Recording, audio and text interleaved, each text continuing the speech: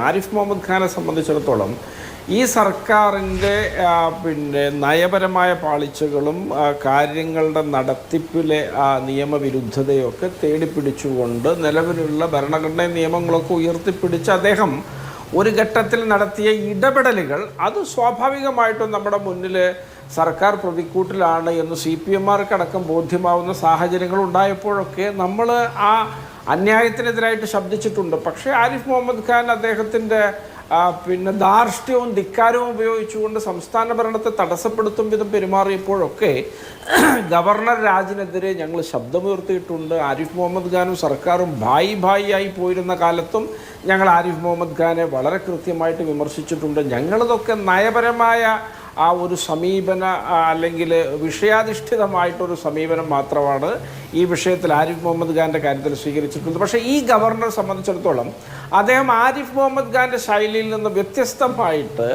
അദ്ദേഹം അതിഗൗരവതരമായ രീതിയിൽ അദ്ദേഹത്തിൻ്റെ സിദ്ധാന്തവും ആശയമൊക്കെ ഔദ്യോഗികമായിട്ട് ഇവിടെ അങ്ങ് നടപ്പിലാക്കുവാൻ അങ്ങ് തുനിഞ്ഞിറങ്ങിയാണ്. അതിന് അദ്ദേഹത്തിന് മുന്നിൽ നിയമങ്ങളോ ചട്ടങ്ങളോ കീഴ്വഴക്കങ്ങളോ സങ്കല്പങ്ങളോ ഒരു രാഷ്ട്രീയ ജനാധിപത്യ മര്യാദകളോ മാന്യതയോ ധാർമ്മികതയോ ഒന്നും അദ്ദേഹത്തെ സംബന്ധിച്ചിടത്തോളം വിഷയമല്ല. അദ്ദേഹം ഒരു തോന്നിയ വഴിക്ക് മുന്നിട്ടിറങ്ങുന്നു എന്നുള്ളതാണ് ഇപ്പോഴത്തെ സാഹചര്യം. തീർച്ചയായിട്ടും ഈ രണ്ട് സാഹചര്യങ്ങളും രണ്ട് കോണ്ടെക്സ്റ്റിലുള്ളതാണ്. ഈ നമ്മുടെ നിലവിലെ അർലേക്കർ ഗവർണർ ചെയ്യുന്ന കാര്യങ്ങളെ സംബന്ധിച്ചിടത്തോളം തീർച്ചയായിട്ടും അത് ഇന്ത്യ രാജ്യത്തെ മറ്റ് രാജ്ഭവനുകളിലൊക്കെ ഇത്തരത്തിലുള്ള കട്ടർ RSS സംഘങ്ങളൊക്കെ നടത്തി തുടങ്ങിയിട്ടുണ്ടോ എന്നുള്ള കാര്യവും നമുക്കറിയില്ല. അതുകൊണ്ട് ഏതായാലും ഇത്തരത്തിലുള്ള വാർത്തകൾക്ക് ഇവിടെ വലിയൊരു പ്രാധാന്യം നമ്മുടെ നാട്ടിൽ ലഭിക്കും. കാരണം ആളുകളൊക്കെ വളരെ കൃത്യമായിട്ട് ചിന്താശേഷിയുള്ളവരാണ്. അങ്ങനെ RSSകാർ ബോധപൂർവം സൃഷ്ടിച്ചെടുത്തൊരു ബിംബത്തെ ഹിന്ദുമത ബിംബമാക്കിയൊരു സംസ്കാരത്തിൻ്റെയും ഒരു വലിയ മതത്തിൻ്റെയും വിശ്വാസത്തിൻ്റെയും ഒക്കെ പ്രതീകമാക്കാനുള്ള ശ്രമമൊക്കെ കൃത്യമായി തിരിച്ചറിയാനുള്ള ശേഷി ഇവിടുത്തെ ഹിന്ദുമത വിശ്വാസികൾക്കുണ്ട്. അതാണ് ഞാൻ നേരത്തെ പറഞ്ഞത്.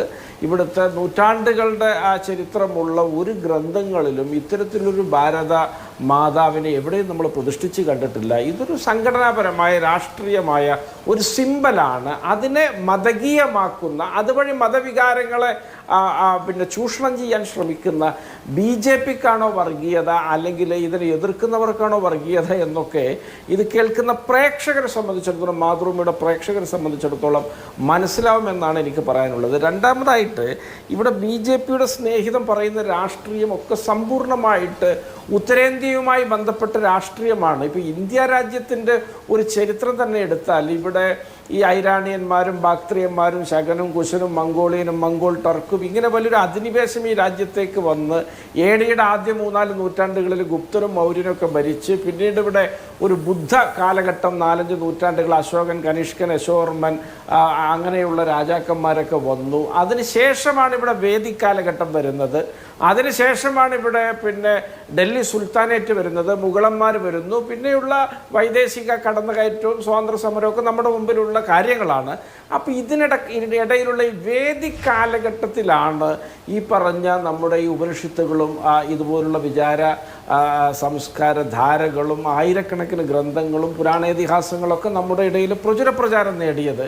അവിടങ്ങളിലൊന്നും കാണാത്ത തരത്തിലുള്ള ഒരു ഹൈന്ദവതയെ എല്ലാ തരത്തിലും ഈ രാജ്യത്ത് അടിച്ചേൽപ്പിക്കാനും പ്രതിനിധീകരിക്കാനും ശ്രമിക്കുന്ന BJPയുടെ ശ്രമങ്ങൾ തീർച്ചയായിട്ടും നമ്മുടെ രാജ്യം പരാജയപ്പെടുത്തുക തന്നെ ചെയ്യും. കാരണം നമ്മുടെ രാജ്യത്തിൻ്റെ ചരിത്രം വിഭിന്നമാണ്. കാരണം തെക്കേ ഇന്ത്യയുടെ ചരിത്രവുമായിട്ടൊരു ബന്ധവുമില്ല ഇവർ പറയുന്ന കാര്യങ്ങൾക്ക്. കാരണം ഇവിടെ ചേര, ചോള, പാണ്ഡ്യ, പല്ലവ, ചാലൂക്യ ഇങ്ങനെയൊക്കെയുള്ള രാജവംശങ്ങളും പടയോട്ടങ്ങളും വലിയ തോതിലുള്ള ദ്രാവിഡിയൻ സംസ്കാരവും അത് ശ്രീലങ്ക തൊട്ട് വ്യാപിച്ചു കിടക്കുന്ന സഹസ്രാബ്ദങ്ങളുടെ ഒരു സംസ്കാരത്തിൻ്റെ കളിത്തൂട്ടിലും ഈറ്റിലൊക്കെ ആയ ഒരു സവിശേഷത ഈ തെക്കേ ഇന്ത്യക്കുണ്ട്. ആ തെക്കേ ഇന്ത്യയിൽ ഈ സ്വാതന്ത്ര്യാനന്തര കാലഘട്ടത്തിൽ നമ്മുടെ ഭരണഘടന ഉണ്ടാവുന്ന കാലഘട്ടത്തിൽ റിപ്പബ്ലിക്കാവുന്ന കാലഘട്ടത്തിലൊക്കെ വലിയ തോതിലുള്ള ഏറ്റുമുട്ടലുകൾ അന്നത്തെ തെക്കേ ഇന്ത്യൻ രാഷ്ട്രീയ നേതൃത്വം ഈ വിഷയങ്ങളിലൊക്കെ നടത്തിയിട്ടുണ്ട്. അതിൻ്റെ ഭാഗമായിട്ട് സംരക്ഷിച്ച് കിട്ടിയ ഒരുപാട് പ്രത്യേക അവകാശങ്ങളും നമ്മുടെ തനിമ നിലനിർത്താനുള്ള പോംവഴികളൊക്കെ നമ്മുടെ ഇടയിലുണ്ട്. അതാണ് ഈ നാനാത്വത്തിൽ ഏകത്വം. അതിൻ്റെയൊക്കെ കടക്കൽ ആത്യന്തികമായി കത്തിവെച്ചുകൊണ്ട് ഒരു ഏകദേശീയതക്കും ഒരു ഏകശിലാത്മകമായ സകല മുദ്രകളും അടങ്ങിയ ഒരു രാഷ്ട്രത്തിനു വേണ്ടിയുള്ള ശ്രമമാണ് ഇവിടെ BJP ഇതിലൂടെ നടത്തുന്നത്. ഇതിനെ മതകീയമാക്കിക്കൊണ്ട് ഹിന്ദു മുസ്ലിം എന്ന തരത്തിൽ വർഗീകരിച്ച് സാധാരണ എല്ലാ വിഷയങ്ങളിൽ നിന്നും എസ്കേപ്പ് ആവുന്നത് പോലെ ഇതിൽ നിന്ന് തടി തപ്പാനുള്ള ശ്രമങ്ങളെ നമ്മുടെ ജനാധിപത്യ മതേതര വിശ്വാസികളും വ്യത്യസ്ത മതവിശ്വാസികളും എല്ലാവരും ചേർന്ന് ജാഗ്രതയോടെ സമീപിക്കേണ്ടതുണ്ട് എന്ന എൻ്റെ അഭിപ്രായം അടിവരയിട്ട് പറയാൻ ഞാൻ ഈ അവസരം വിനിയോഗിക്കുകയാണ് അഭിലാഷ്.